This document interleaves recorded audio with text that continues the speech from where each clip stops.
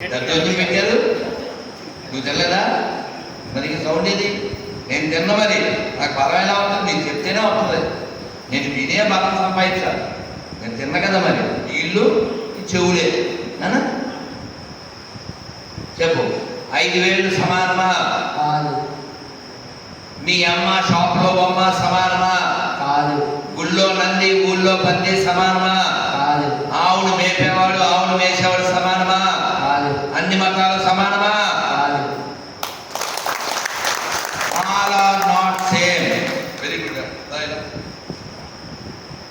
మళ్ళీ ఇస్తాను.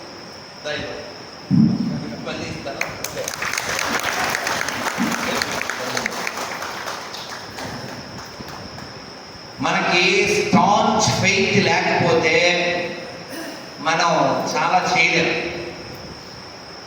ఆ డైలమా స్థితి ఉండకూడదు. అటైనా ఉండాలి, ఇటైనా ఉండాలి. అటు కొంచెం ఇటు కొంచెం ఉంటే 2 పడవల మీద కాళ్ళు వేసాయి. అర్థమైందా? 3 స్నేహితులు ఎవరినో మోసం చేయాలనుకున్నారు.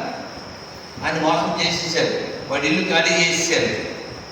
వాడి లారీ ఎక్కించేశారు. ఆ సామాన్లన్నీ లారీలో పెట్టి, ఇప్పుడు నేను ఎక్కడికి వెళ్ళాలి అన్నాడు. ఎప్పటిదాకా నువ్వు మమ్మల్ని ఫాలో అయ్యవు కదా, ఇప్పుడు మేము బైక్ మీద వస్తుంటాం, మమ్మల్ని ఫాలో అవ్వన్నారు. 4 రోడ్లు కూడలు వచ్చే వరకు వెనకాల లారీ 3 బైకులు వచ్చింది. 3 బైకులు 3 పక్కలకి వెళ్ళిపోయింది. లారీ రోడ్డు మీద. అర్థమైందా? కాబట్టి అలాంటి పిచ్చి పనులు చేయకూడదు. ఈ రామపదాన్ని తీసుకెళ్ళి సీతారామస్వామి నే చేసిన నేరమదేమి, ఇలా సీతతో కలపాలి, ఏదో రోతతో కలపకూడదు. అర్థమైందా? శ్రీ లేదా సీత, సియావర రామచంద్రకి అది చెప్పుద్ది కదా, బాగుంటుంది కదా. అలాగా చెయ్యాలి తప్ప దీన్ని పట్టుకొచ్చి ఎవరికో కలిపేసి దాన్ని పాడు చేయి, రీమిక్స్ చేయి. మనకి వాల్మీకి ప్రమాణం లేదు, వ్యాసుడు ప్రమాణం, ఋషులు ప్రమాణం, ఆచార్యులు ప్రమాణం. ఎవరినో ఒకటి తీసుకొచ్చి ఇంత మంచి వైబ్రేషన్ని పాడు చేయి, కొత్త పుట్టించదు. అదవుతుందా? వాడిని చీర కట్టేసేది, వాడి గాజులు వేసేసేది. ఎందుకు? అమ్మవారినాలుగా, ఎందుకు పాడు చేయడం?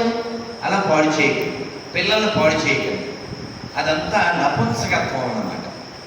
మనం ఎలా ఉండాలంటే కొద్ది చెప్పండి. వింటిని చెప్పండి. వింటిని నమ్ముకొంటిని శరణంటిని రమ్మంటిని వందనము రఘునందన సేతువందన భక్త చందన రామవందనము రఘునందన వీడను పరుల వేడను నీవాడను భక్తి ఓడను వందనము రఘునందన సేతువందన భక్త చందన వందనము రఘునందన. ఇలా కదా పాడుకుంటూ పాడెక్కేది. పాడైపోతే ఎలాగండి? ఇందాక మనం శ్లోకం చెప్పామా? అనాయాసేన మరణం ఆయన అన్నారు, రాశాను. ఈ న్యూస్ రావాలి మన్నాడు పొద్దున్న. అందుకే ముసలి ఎప్పుడు పోతే సీరియస్ అవుతున్నాం, తొందరగా పోతే బాగుండు అనుకునే స్థితిలో మనం చావు. అనాయాసేన మనం. తర్వాత వినాదైన్యైన చేయడం. నేను ఎప్పుడూ ఎవరి ముందు చేయి చాచుకుంటాను. అంతే తమ పాదచరణం. ఇది వదిలేసేటప్పుడు, ఇది వదిలిన వెంటనే నీ దగ్గరికి వచ్చేయాలి. ఎలా వెళ్తాం చెప్పండి ఆయన దగ్గరికి? మనం ఎప్పుడు పొద్దుగుంపులా భగవన్నామమే చెబితే ఆయన దగ్గరికి వెళ్తాం. వీళ్ళు ఇద్దరు ఎవరో జపం చేస్తున్నారు. ఎలా జపం చేస్తున్నారు?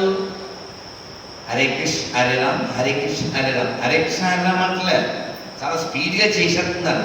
ఆ మనసు ఎక్కడెక్కడ తిరిగేస్తుంది. ఆ మనసు సరిగ్గా చెప్పలేదు. వాడు చచ్చిపోయేటప్పుడు ఇద్దరు యమదూతలు వచ్చారు. అదేంటి ఇండోకి మంత్రం చెప్పాను, మీరు వచ్చేదేంటి? విష్ణుదూతలు విమానం రావాలి కదా, నువ్వు ఎప్పుడైనా చెప్పేవారా నువ్వు మంత్రం? అది ఎప్పుడైనా చెప్పావా? ఎప్పుడైనా చెప్పావు నువ్వు? దాన్ని రోడ్లో వేసి గ్రైండింగ్ చేసేసావు తప్ప. ఎందుకు చెప్తున్నా అంటే తాతాత్మత అంటారు. అబ్బా గూస్ బంప్స్ చెప్తాను అంటుంటారా ఇప్పుడు? గూస్ బంప్స్ తాతాత్మత అన్నారు, రోమాంచనం. ఇస్కాన్లో పొద్దున్నే మంగళహారం జరుగుతుంది 4:30 ఆ టైంకి. అప్పుడు 8 అష్టకాల్లో ఒక 8లో 5 ఏంటది? శ్రీరాధికా మాధవయోరపార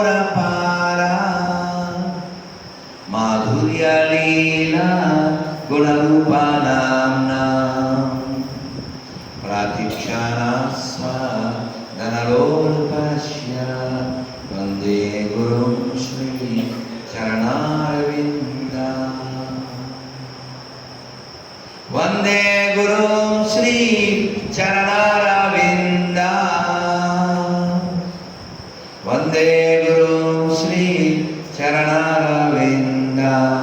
వందే గురుం శ్రీ చరణారవింద. అసలు మీరు ఎప్పుడైనా మంగళహారతికి ఇస్కాన్లో పొద్దున్నే వెళ్ళండి. దేవుడి మీద మాత్రం లైట్లు ఉంటాయి, మనం అంతా చీకట్లో ఉంటాం. దేవుడు అలా దేదీప్యమానంగా వెలిగిపోతూ ఉంటాడు, అలా నవ్వుతూ ఉంటాడు.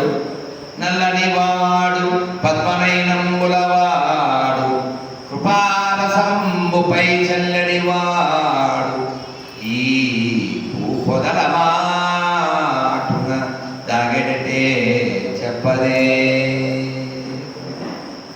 ఇస్కాన్లో నల్లనివాడు ఎక్కువ తెల్లని వాడే ఉన్నాడు. అంటే మార్బల్, ఆ మార్బల్లో విజయవాడ నాటి కూడా నల్లగా ఉంటాడు, మళ్ళీ మాయాపూర్లో బృందావనంలో ఉంటాడు. ఈ మిగిలిన కూడా తెల్లగా ఉంటాడు. మాకు తిరుపతిలో రాధాగోవిందలాగా. మీరు ఎలా అయితే ఏమిటి అన్నమై చెప్పడు. నల్లని వాడు తెల్లని కన్నుల దేవుడు, తెల్లని కన్నుల దేవుడు కదా. ఆయన మనని చూడాలి, మనం ఆయన చూడడానికి వెళ్తున్నాం, కానీ ఆయన మనని చూస్తాడా? చూడాలంటే ఏం చేయాలి? ఆయన మనని చూసేలాంటి హృదయం మనం కలిగి ఉండాలి. దర్శనం అయిందా అంటుంటాం మనం. ఏమిటో వాస్తవానికి ఆయన మనని చూస్తే మనం దర్శనం బాగా అయినట్టు. అర్థమైందా? అలాంటి ఒక కథ 2 కథలు చెప్పి నేను ముగిస్తాను. లేకపోతే రేపు